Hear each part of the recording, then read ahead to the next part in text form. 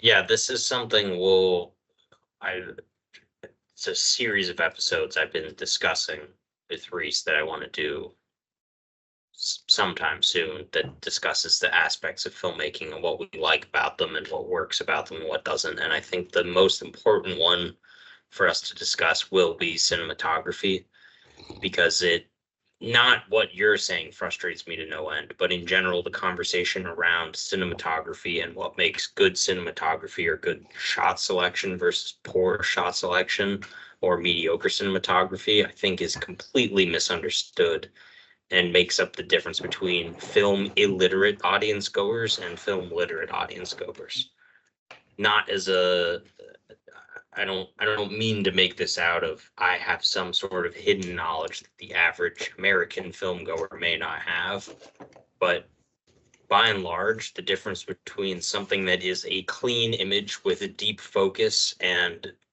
overproduced hyper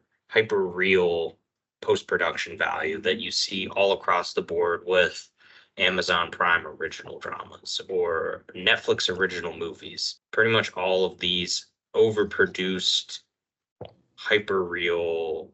TV movies that have been splattered across the streaming services, I think fundamentally fail to do cinematography any sort of justice, but they look really nice. And so it sticks in my craw about what is good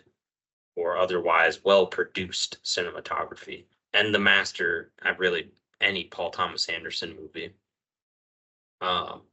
is an exercise in restraint for cinematography. And typically the shot selection is so well supported by a stringent directorial vision that helps the editing and the pacing move through. That typically tells a very unique story, and in the Master's case, is so off kilter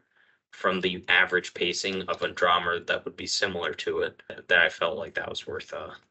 mentioning.